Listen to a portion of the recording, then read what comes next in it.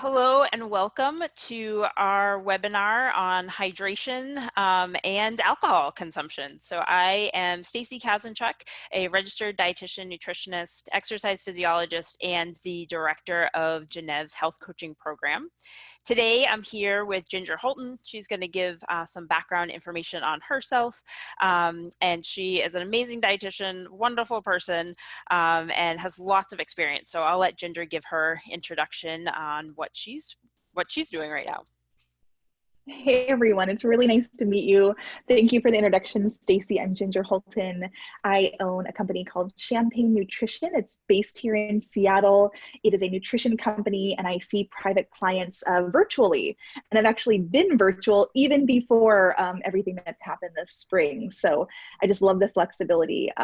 My company's named ChampagneNutrition because I do love champagne. I'm just going to throw that out there. But also, I really believe in the joy that food and drink that we love, what that brings to us. And so with my clients, I really try to be more about balance and getting people off that diet roller coaster and instead include the foods that they like in their lives in a more balanced way. So that really is how I work with my clients.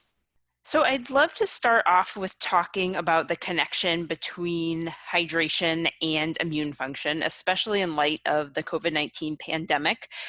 Ginger, what types of questions have you been getting from your clients? How have you been helping them around hydration, specifically related to immune function? Yeah, I'm having some really interesting conversations with people right now because everyone's lives have changed so much. And I think there's some struggles with do I meet my hydration needs at home? What does that look like versus what I used to do at work? Also just healthy eating, focus on health versus some stress eating, and, really this joy of baking, which is so fun, but how does all this fit together? So those are the things I'm talking to my clients about. As far as the immune function, it's really interesting because the most important thing is that our bodies are as optimized as possible. And so part of that is really protecting the fluid balance in your body and making sure that the cells that are so important for the immune system, like those fighter cells, the natural killers, the white blood cells, those are able to circulate to the best of their ability. So part of getting enough fluid is really providing that volume in the blood and the healthy circulation so that we're energized and we've got that volume moving around. And secondarily, fluid's really important for detoxifying our body. So we're making little toxins all the time just by breathing, eating. It's part of our body's natural process. And we have really amazing ways to flush that out through urine, through bowel movements, through sweat. And so fluid is really important to be keeping things moving along. So it's important in a number of ways. That's such a good point. And I like what you mentioned around optimization. It's really how to make yourself optimal, and what is optimal for you may be different for me, may be different for our panelists that are watching. We know that hydration is important though, because it is going to play a role in a lot of the things that that you mentioned from the standpoint of that cell production and the detoxification, getting things out. We know when we drink more, we have to typically go to the bathroom more. There's a great example of how that excretion process is helping the body to work optimally.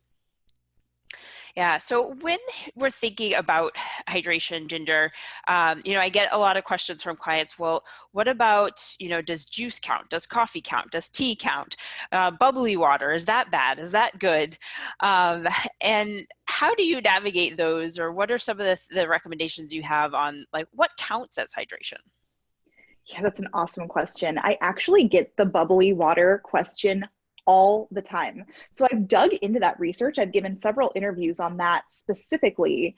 And the bottom line with that actually is that bubbly, sparkly water counts as much as regular water. The thing is, it's kind of filling because it's got that gas bubbles in it. So you often can't drink as much quantity. So it is important to have plain regular water be the base of your day. But I'm drinking some bubbly water right here. It absolutely counts. And there's also this kind of old myth that coffee and tea, soda, anything that's caffeinated is a diuretic, and so it doesn't count towards hydration, but actually it does. So let's say you drink a coffee, like a 16-ounce coffee. You're drinking 16 ounces of fluid. it's not like 1 per 1. Like all of that doesn't magically go out through the urine all at once. So you definitely retain some, though caffeine is a mild diuretic. So anything without caffeine, like herbal tea or juice, definitely counts. Mm-hmm. I do want to remind listeners to pay attention to added sugars. Mm-hmm. So that's another part of this conversation. Juice and added sweeteners can be not dehydrating, but just a challenge for balancing our needs during the day. Yeah, that's a good point. So looking what is in the hydration choices that you have. And I think it's always a good reminder that coffee and tea are made with water. You can't make them without water. And so you are getting the hydration benefits from that. And then just paying attention to how it makes you feel. I know some women that I work with, they notice that because coffee does make them go to the bathroom more because of the stimulus to the bladder. So you may need to balance that with additional water, whether it be bubbly water or regular water around that. Yeah. The other thing that I have found has been helpful is adding things to water. I had a client yesterday telling me that just by adding chia seeds to her water, she enjoys it more. She thinks about drinking it more. That gives her the benefit of the fiber and the healthy fats, but it's something that creates a little bit more excitement around that drink, the water that they're having. Do you have any other suggestions on things that can be great to add to water or things that have worked for you or your clients around that? Yeah, I actually have a passion around this. So, as much as I talk about alcohol, there's actually this big trend right now, especially among younger people, like Gen Z, even younger than millennials. They're actually a population that's not statistically drinking as much as people maybe in our age category or older. So, I'm doing more mocktail recipes and I'm doing infused water recipes on my blog. I recently did a big pitcher of water infused with mint leaves and pineapple, and it was so delicious. And I ended up like keeping like going and grabbing for it because it was just delicious and so hydrating. So I really suggest that. It's a very smart idea. And that's another way, speaking of the immune function, if you're adding things like herbs or flavor additives, you're going to get the anti-inflammatory properties around that. That can certainly, again, look at that. How can you support being optimal as much as possible? So you're getting another dose of nutrients with those additions. 100%. Awesome. Well, you mentioned, like, speaking of different types of drinks and the alcohol, let's jump over to that because I think that's really what our panelists probably want to hear about when it comes down to it. I am getting a lot of questions now on, is it okay if I drink during this time? Is that going to suppress my immune system? Or I'm drinking more during this time. I'm home. I don't need to drive. What else am I going to do? We're having Zoom happy hours. So it's a big topic right now. And I consider you an expert in the creativity around drinking and would love just your insight and your thoughts too, again, on that balance piece as well, because that's always important. So a lot there, but we can unpack it together. Yeah, I mean, I am literally talking about this with every one of my clients. And it's funny, even clients that didn't drink much or hardly at all before, they're drinking way more now. And it's just like you said, we're home, there's all these Zoom happy hours, and it's very easy to sort of slip into this daily drinking. I think this is also a very stressful time for so many people. It's not maybe the most ideal coping mechanism, but it does have that relaxation effect. And so we can talk maybe later about other ways to get the relaxation effect, but I think a lot of people use wine and alcohol for that. So the most important thing, and people get mad at me when I say this, but I have to say it, is understanding the guidelines for alcohol. They're actually very clear, they're well researched, and many large organizations state these guidelines. So for women specifically, the guideline is 1 alcoholic beverage a day. And so more than that, they do see an increase in health risk. And I think very important for this population is an increase in cancer risk, specifically breast cancer. And so I know that a lot of people are really keeping that top of mind. And we just can't deny that there's a link between alcohol and cancer. However, there's also some really interesting research that shows with moderate drinking, again, that one a day or less, there might be some cardiovascular benefits. There might be some blood sugar regulation or a lower diabetes risk development. So there's definitely like a little seems to be okay, maybe even beneficial. Too much definitely is harmful to some systems of the body. But it really is the guidelines. One drink a day. We can talk about the portions if you'd like. That's a common question. And just so you know, you can't not drink for 2 days and then have like 4 drinks on one day. It doesn't quite work that way. Yeah, the stockpiling effect, right? Like, I want to save those for Saturday. Uh, Right.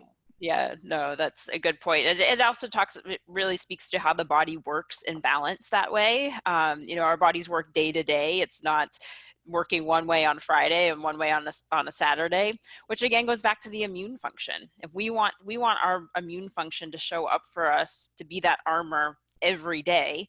So it does require consistency in those habits. I'm glad that you mentioned that. I did want to talk about the way that alcohol affects the immune system. And unfortunately, there is a lot of evidence that it suppresses the immune system. Mm-hmm. It's very hard to give you guys specific guidelines on exactly how much affects your immune system, how much. I wouldn't say that like a glass of wine is going to tank your immune system. Like it certainly doesn't work like that, but it will lower some aspects of some of those fighter cells for you. I think anybody with alcohol abuse disorder or somebody that's binge drinking or drinking much higher than the guidelines, there's always going to be more natural risk there. I'm not familiar with the specific research on exactly how much alcohol could hurt the immune system, but if you are immune compromised or you're very concerned, it might be worth a consideration to really cut down or out alcohol. Yeah, no, I think it's important that you mention that, and also, working with women who are going through menopause or in perimenopause or postmenopause, they all report that they notice a distinct difference in how their body processes it. They will say, this time last year or 2 or 3 years ago, I could have 2 or 3 glasses of wine and maybe feel a little buzz, but I didn't wake up the next morning with a killer headache and fatigue. And now I have one glass of wine and the next morning I'm like, what just happened?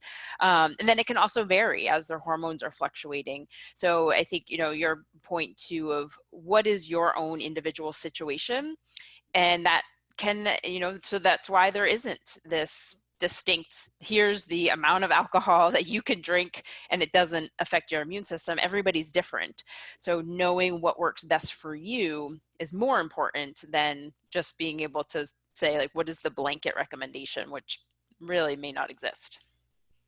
I know that it's frustrating to hear, like, it is individualized and, I don't have the specific answer for you. And that's why it's so important for individuals with these questions to work one-on-one with dietitians like us, because we can look at the whole picture and the risk factors and how you are as a person. Your tolerance can change to alcohol through your life. It's really interesting the way we metabolize alcohol.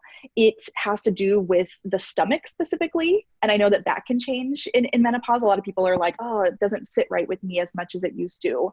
And then absorption straight to the liver. And the liver has to do the heavy lifting. But the liver does a lot for us. And there's all these enzymes there that can either make you a faster or slower metabolizer. And so that's where a lot of the individualization comes in that we have to talk about as clinicians, because not everyone's the same. Yeah, that's such a good point. And those enzymes and those pathways are those ones that are influenced by our genetic makeup too, and how we might process the alcohol? That's exactly right. So there are a lot of people in this world that actually don't have an enzyme that works very well. And they're the people that naturally get that alcohol flush. A lot of people will turn bright red and they feel very sick and they don't process alcohol well at all. If you're a person listening that's had that, you probably know I'm one of those. And that's actually an example of the liver just not quite having an enzyme that's working as well as it might be in other folks. And I got asked the question recently, does that mean some people naturally have a higher tolerance? And I would say yes. But it's hard to know who is who. And so it's very hard to know without maybe some very in-depth genetic testing. Yeah, absolutely. And listening to your own body. You know, we're all masters of our own understanding of how our body responds to things. So taking those things and then figuring out what's going to work best for you. And like you said, working with a dietitian to help you with that could guide the process. Awesome. Well, we have a couple of questions or a few questions that have come in. So one says, is hard alcohol such as vodka better for you than wine because there's no sugar? Yeah, that's such an interesting question. So I chat a lot about alcohol and sugar. And I think that it's very confusing because you have to actually talk about the way that alcohol is made. And so there's this spectrum of wine that can either have more residual sugars, it's often called RS, Mhm. or less. And actually, dry wines are very much the trend right now. They can have very little sugar, hardly any carbs. So a lot of them actually aren't innately sugary. They do have more carbs, as does beer, than spirits, but they also generally have less antioxidants. And there is some interesting research that the antioxidants in red and white wine could be beneficial. Mhm. I think the most important thing here is to understand the portions. So a serving of wine is 5 ounces. A lot of times when you pour a glass, it's much more than 5 ounces. Beer is 12 ounces. And again, people often drink several beers, and that's several servings. And for liquor, it's 1.5 ounces. And so you can sip on spirits for sure, but a lot of people will do some sort of mixer, and that's important too, because if you're mixing it with juice or Coke, then you're adding a lot of sugar. If Mhm. you're doing water, sparkling water, or a non-nutritive sweetener, that changes it too. So it's very complex. Yeah, again, no, there's not one answer to these things, but thinking about the whole process. And I like what you point out about the portions. That is going to be a key thing. Enjoying one glass of wine, 2 glasses of wine is different than 5 and 6, and how the body processes that, and whether it's sugar or the alcohol component. Um, Yeah. the next question is, this person says they love water so much and I'm so thirsty all the time that I wake up thirsty. Is there anything wrong with me? That's a really interesting question. I hear so many different things from my clients, as you do too, Stacy, I'm sure. I hear people that say, I never get thirsty. Hmm. Is there something wrong with me? And I have people that say, I always get thirsty. Is there something wrong with me? It's always important to make sure that you're getting medical care, you're getting your blood sugar levels tested, you're making sure that your blood pressure is normalized. So I would definitely make sure you're checking off those boxes and talking to your provider if there's any testing you need. But short of that, I think it is important to know that different humans have different needs and you should drink to thirst. So if you're waking up thirsty, grab a big glass of water and start off that day. Like, what a nice way to get your body going. Hmm. Yeah, that's a good point of the basics. And then definitely that making sure that there's nothing else, that thirst isn't indicating another underlying condition. You mentioned having your blood sugars checked. Extreme thirst may be indicative of diabetes, so that blood sugar piece is important. And then obviously the cardiovascular function, because hydration plays a role in our circulation. So if something's up in terms of that regulation, there could be something there. So always a good reminder of just getting those checks and balances, and that those things checked off. One thing that I notice with menopause, so the thirst sensation can change during this time. So I do have a lot of women that don't feel like they're as thirsty. And one thing that I'll sometimes talk about too is just making sure they're regularly drinking throughout the day. So if they get to 2 o'clock in the afternoon and they're thinking, I have not had anything to drink except my first cup of coffee, then all right, we probably need to work on increasing that.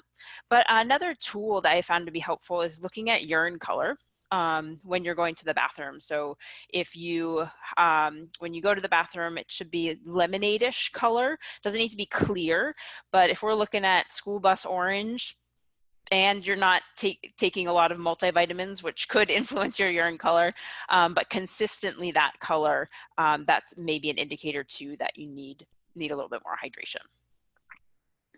Yeah, I also get that's really important. And I also get, a lot of people that say, oh, I just had a headache all of a sudden, or I felt really fatigued. And so one of the first things I'll do is to suggest a glass or two of water and see if it makes you feel better. Often it really does. Yes, yeah, and another thing around that, when people are starting to exercise more, I'll notice that sometimes that increases their thirst, and so they'll be prompted to drink more. But the other piece, they start to notice when they aren't optimally hydrated, that exercise is a lot harder. And exercise is hard as it is. We don't need to make it harder. So that could be another indicator. That's such a good point. There's some days if I'm doing a workout, I'm like, why is this so challenging? And then I'll think, and I honestly believe that fuel with food and hydration, it really affects your body's energy. Yeah, and that's one way to feel it too. When you're asking more of your body, then you start to feel that way. And that comes back to that optimization. How can we support our bodies being optimal? Because when it's in an optimal state, that immune function is going to be more optimal. All right. Another question here that says, how many calories are in about one glass of wine? Um, this is a concern of hers. Okay. Yeah, this is a really interesting subject. And guess what? It's complicated. Let me break it down. I love talking about alcohol because there's a lot to talk about. Um, at a baseline, alcohol itself is kind of high in calories. So just to put it in perspective, um, carbohydrates and protein are 4 calories per gram. Fat is 9 calories per gram. Alcohol is 7 calories per gram. So if you think about the spectrum, it just is kind of a high calorie liquid. There's so much more to think about though, because the amount of alcohol that's in a beverage and the quantity that you're drinking really makes a difference. So a glass of wine, like a light white wine or a lower alcohol red, could be around 100 to 120 calories. If you bump up towards that 16%, like a big heavy red, that could have, pushing 200 calories. So there's a big range, and it depends on the alcohol by volume, which you'll see ABV. So if you want the lower calories, go towards more like an 11, 12% wine. Beer is exactly the same. So the light beers, you know how you see the commercials and they're like 90 calories. How do they do that? Well, it's a little bit lower alcohol. And so if you have like a big IPA, like IPAs and porters are heavier, but they're notoriously much higher in calories. They have way more alcohol by volume. So that, alcohol itself, like there's a range. So lighter in general, lower alcohol content is just going to slash the calories. And then with mixed drinks, it's not so much the spirits. Like I think, 1.5 is around 100, 120 calories, 1.5 ounces across the board, unless it's more sugary, like port or something. But it's the mixer.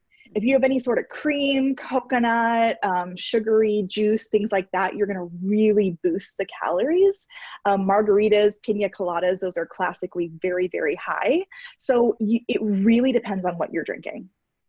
Yeah, no, and that gives some perspectives too, just some guidelines around, what you should look for if you're looking for that lower calorie option.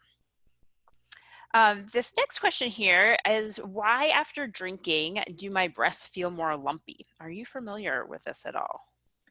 That is very interesting. The only thing that comes to mind, and I need to dive into the research, is I wonder if there's some dehydration going on there and maybe some changes in body fluid.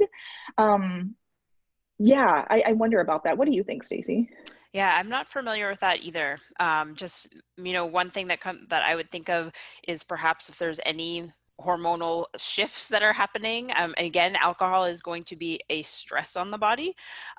So is there some level of stress response, or some type of, it's a toxin. The body's trying to detoxify, so something going on there. But that would also be, I think, a great question for a medical practitioner, OBGYN, primary care. Just, again, rule out anything else that might be creating that lump sensation.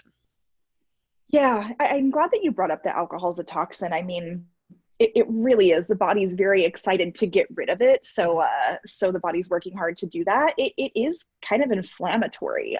So especially if you're drinking higher levels, it can be inflammatory to the body. So yeah, that would be a good one to get checked out. That's an interesting question. Another one here, going back to the infused water recipes. This person would like to know where you post your recipes for the Oh, infusion. And you mentioned on your blog, if you want to share the address or something, feel free to do that. yeah, definitely. It's at ChampagneNutrition.com, and my infused water recipes pretty far up in the blog category. I got some really great stuff up there right now. Lots of mocktails, cocktails, and another thing that I really focus on is lighter alcohol options. So I have spritzers up there, which is like white wine with some soda water, or that sort of thing that is lighter in alcohol, uses very minimal added sugar, uses natural ingredients, so that maybe you could have two and you're kind of at a party and you're enjoying it, but it really is very light and fits into your health goals.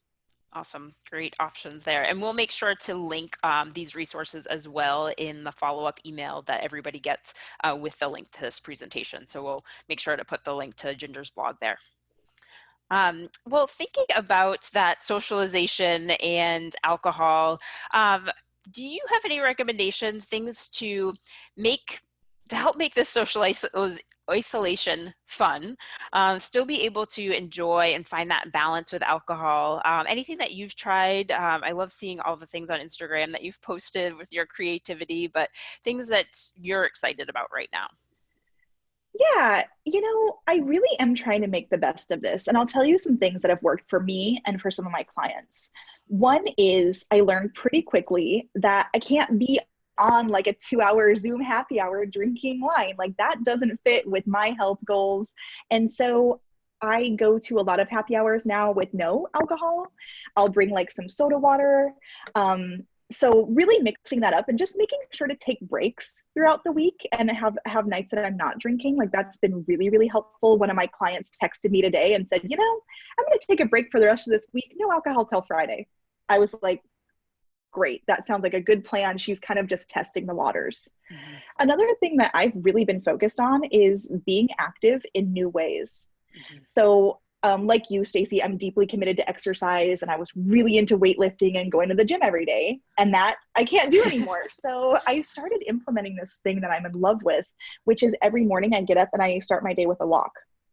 So that really helps me stick to a schedule, get Mhm. up early, and just really get outside. I want to keep this forever. Like it has been so really, really positive for me. So that's been just very grounding and a really nice part of this experience, I must say. Yeah, that's a good point of having that routine, something you know that you're going to do, and then starting your day with that. And that's something, if you're looking forward to that, if you have that set aside time in the morning, that's maybe perhaps a little bit on the earlier side, then drinking late into the evening may not be as much of an option because you know how you may feel, and that walk is more important. Yeah, 100%. You think about it the night Right. before. Like, Yeah, wait a yeah. second. Yeah, let me weigh that out. And I like what you mentioned too around like having nights where there isn't any alcohol, or it's okay to go to a Zoom happy hour without an alcoholic beverage. And really, if you're concerned about what other people think, I mean, what better way to pretend? There's no one has to see it. You can be creative. And that's another option there, to know that just because there might be Zoom happy hours all the time doesn't mean your beverage has to contain alcohol. Great points. We had another question come in on how warm versus cold water. I prefer warm water all day. It helps me stay warm. Any concerns with that? From my point of view, not at all. I know there's some cultural differences too. I think that around the world, different cultures prefer cold versus warm water, which is always interesting. I'd say cold, hot, or warm. Do Mhm. what's best for you and your body, especially up here in this chilly weather. Makes a lot of sense to me. There shouldn't be a difference in hydration at all. Yeah, no, it still can definitely provide the benefit. And again, it comes back to that individual preference. I will say women that are experiencing hot flashes Warm water may increase that or initiate a hot flash, so beware of that. And on the flip side, cold water, and really like ice cold water, having that when you feel a hot flash coming on, or I have some clients that will have a little bit before bed, not too much that they have to wake up and go to the bathroom, but they report that having that cold water before can help to decrease the intensity of the hot flashes at night and adds to hydration. That's a good point. On the flip side, I've definitely heard a lot of clients talk about how they notice alcohol, including wine, can really bring on hot flashes, like almost immediately for some people. Is that something that you guys talk about a lot? Yes, I think it goes into, again, that metabolism of alcohol is just different. And certainly it can be a trigger for hot flashes. So be aware of that. And that another reason where mitigating the alcohol intake or alternating alcohol beverage and then making sure you're having a glass of water after that. So you have a good balance there. Yeah, no, good points. Another question here, does green tea contribute to my hydration quota? Great question. It absolutely does.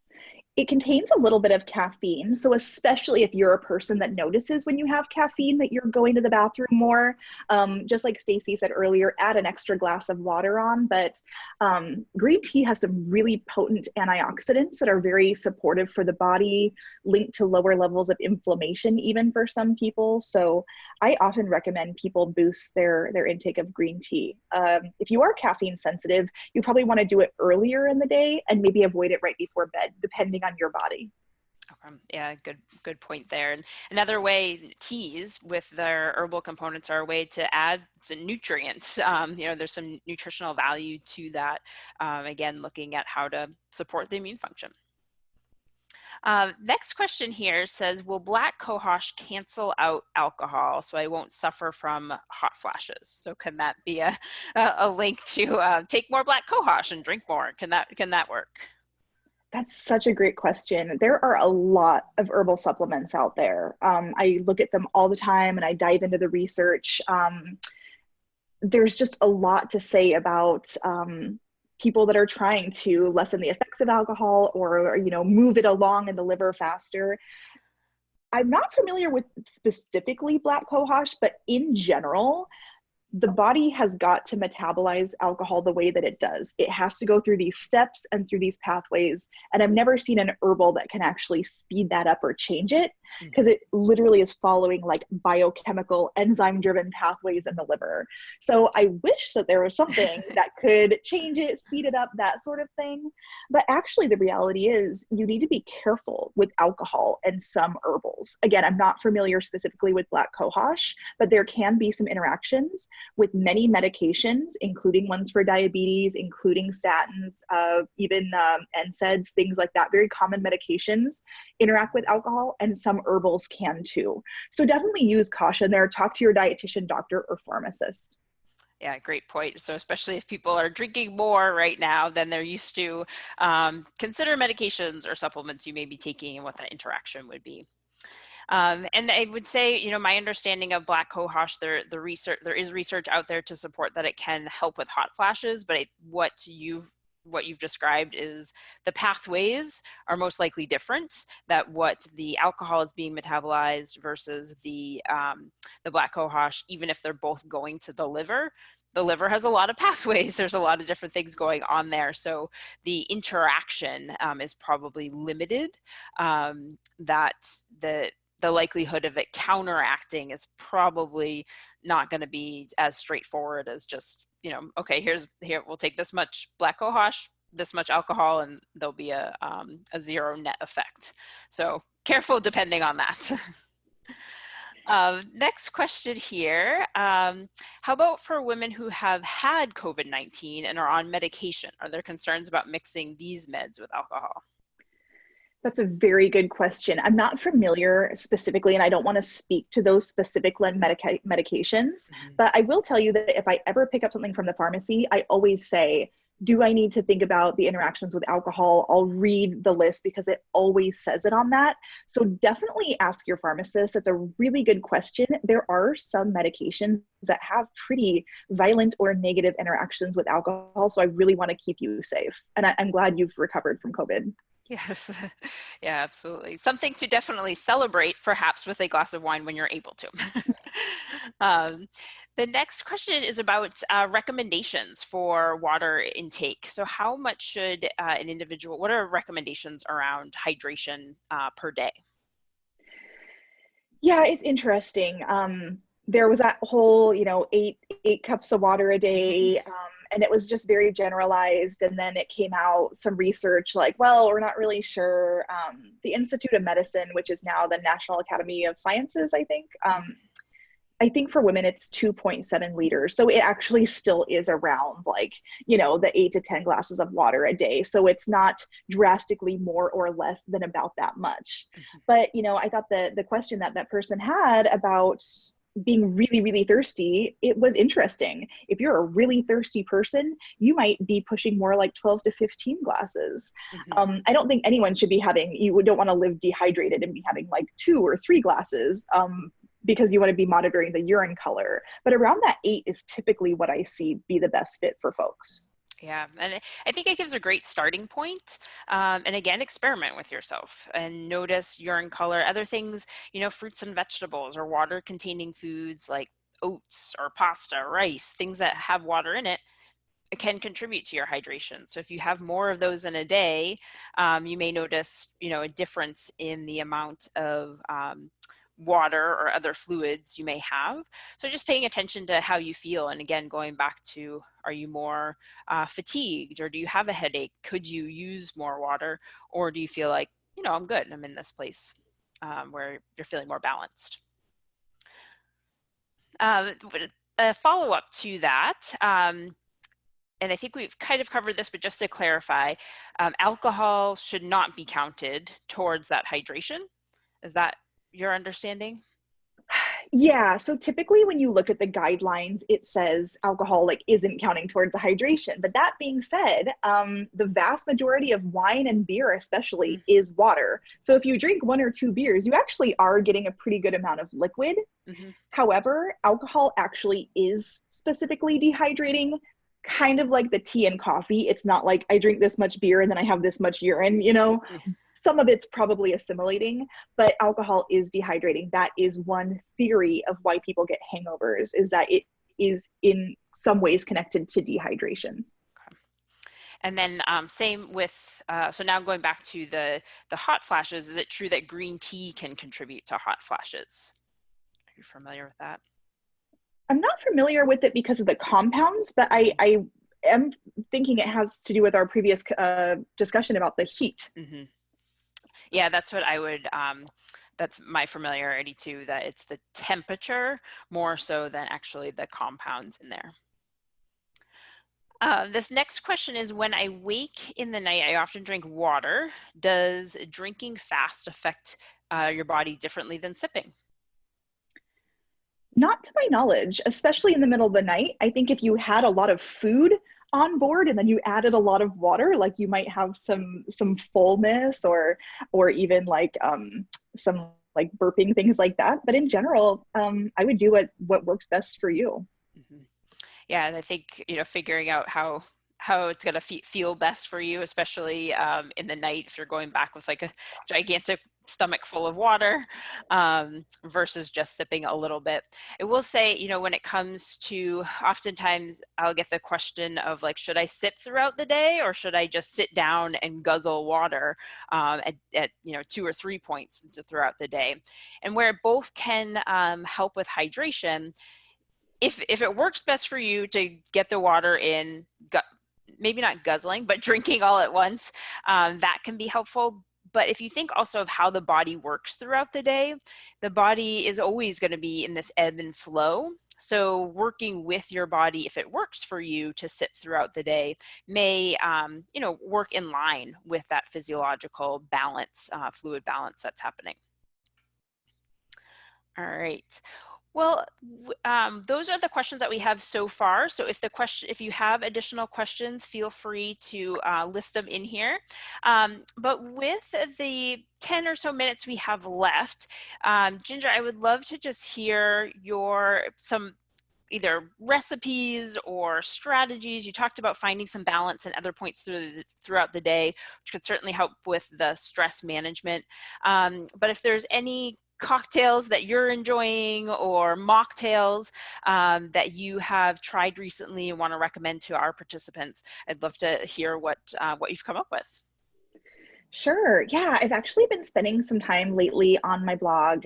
That really is sort of a creative outlet for me. I love cooking. I'm able to do it more now that I'm home more, and the light's better for taking images. Cinco de Mayo is coming up, so I've been talking a lot on my blog about healthier margaritas. I've got two recipes, like a basic scratch margarita and also a spicy blackberry margarita that's awesome.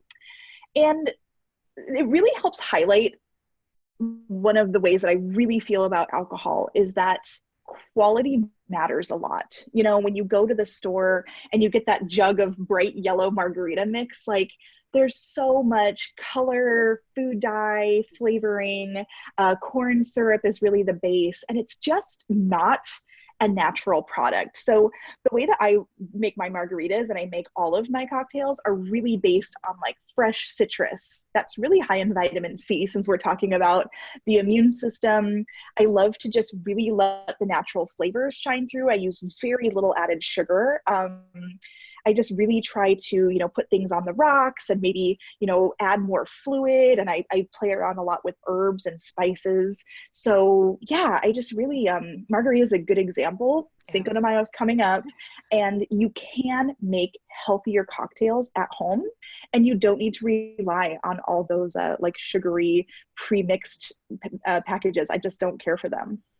Yeah, that's such a good point. And I like that you're talking about the creativity, like having fun with it. Make it something that you look forward to doing during this time when there may be some things that are a little bit stressful or, you know, getting you down. Look forward to getting creative. And worst case scenario is you make a cocktail that you don't like and don't make it again. You can get creative with those ingredients, add things. If you have an herb garden, adding some herbs in there. And then a lot of those too, if you have those natural flavors, if you want a mocktail, then you can leave the alcohol out and still have a very flavorful beverage. I have a lot of readers on my blog thank me for my mocktails. I've really been posting more lately. And a lot of people are like, I don't drink, or I've never drank, or I'm trying to drink less. And they're like, I'm so glad that I can now participate. And to me, like making a special, beautiful cocktail or mocktail, enjoying it, sipping it, looking at the color, noticing the flavors, that's a real example of mindful eating. Mm-hmm. And that alone can be very grounding. It can really just bring you into the moment. And so I think it's really relaxing in itself to Mm-hmm. really enjoy and appreciate what you're eating or drinking in that way. Yeah, and what a great reminder too of bringing mindfulness to the moments that we have right now. And you can do that around food, but practicing that same approach with a cocktail sometimes or a mocktail is more approachable for people if they haven't done mindful eating before. Sitting down to be mindful for a full meal can be overwhelming, but just sitting and enjoying a beverage that you created, whether it's by yourself or with others, and using that experience to bring some calm is a great way right now, I think, to really appreciate those types of drinks. Excellent. Well, as far as the socialization piece, socializing with alcohol is really common. We're doing a lot more socializing through isolation right now. Do you have any recommendations in terms of the social or your approach in terms of that social benefit to alcohol consumption or drink consumption? What does that look like to you, and where do you see that helping your clients the most? As far as like how they're using it for social now. Yes, yeah, more now during this time. Yeah, it's really changed, right? Because I think, especially in our culture, alcohol is very social. You meet your friends at a bar, you have happy hour with your coworkers, you know, go out for your birthday. Like alcohol is very celebratory and it brings people together. That's one of the reasons I love it. Like what a wonderful thing. One of the positives. But right now, I think we need to find different ways to celebrate. And Mm-hmm. so again, you really don't want to get into this negative cycle of like drinking too much at home and not feeling well and have it disrupting your sleep and giving you hot flashes. Like it can also lead to weight gain, you know, which I think some people are talking about right now. So there definitely, you just need to reflect on how it's affecting you Mm-hmm. and really seek that connectivity in new and different ways, because it just looks different now than it used to. Yeah, just figuring out what it looks like, whether it's a new normal, as some people are saying. I like talking with my clients right now about a new beginning. We have a clean slate, and so this time is a great time to figure out what's going to be your, whether it's alcohol, whether it's mocktails, cocktails, what does that look like for you now, so that you can really feel your best, support your immune function, support optimal hydration, and get all of those things connected. Because as we've talked about today, there's not one thing that's going to be the magic bullet. And certainly these things are complex, and it's really finding what works best for you. And if you need help with that, Ginger is gonna let her tell about how you can get in touch with her, and any closing thoughts you have in terms of this topic in general. Yeah, I'm really glad we got the time to break this down. I definitely will have you guys send out the link to my website. My contact is right there, and just some information about what it looks like to work with me. I work completely virtually. It's really fun. I do video and phone. I work with people of all ages, but I definitely specialize in women, and probably women, especially in their 50s and 60s. Though I have some really cool clients in their 20s. I love clinically complex cases, so I definitely talk a lot about people with kidney issues, diabetes, heart issues. Autoimmune is another specialty. I'm a cancer specialist as well. But I also just love to talk about fitting more exercise into your life, and, you know, like cooking and making mocktails and just making sure you've got everything feeling good. I love to be that partner. So ChampagneNutrition.com, Ginger at Champagne Nutrition. I'll send those links. And I just want to encourage everyone to just think about the balance that you need, how alcohol fits into your life, how it benefits you, how it might be a negative, and what that looks like, and balancing hydration through water and soda water, things like that, with alcohol, and what socializing looks like to you now in a new way. Excellent. Well, thank you so much for your time, Ginger. And just a reminder to everyone, through Gennev, we have our Health Fix subscription, where you can work with a registered dietitian nutritionist like myself as well. And then we also have our telemed services. So you can work with an OBGYN over video to be able to address your gynecological needs. And that can be everything from perimenopause to menopause to other. Right now, that if you are not comfortable going to a doctor's office, or your doctor is not offering telemedical services, our OBGYNs are here to support you, and that can all be found on our website. So thank you so much, Ginger. Join us next week. We are going to be talking to Wendy Ellis. She's a naturopath that is going to be looking at, we're going to be discussing supplements, and different supplements around immune function specifically, but also menopause. And so tune back in for that if you have questions. And feel free to go to our community forum beforehand. If you have questions for that topic, you can post those on our Q&A section on that community forum, which can be found also on our website. Thank you all to the panelists who viewed today, and those of you that asked questions. Have a great rest of your day.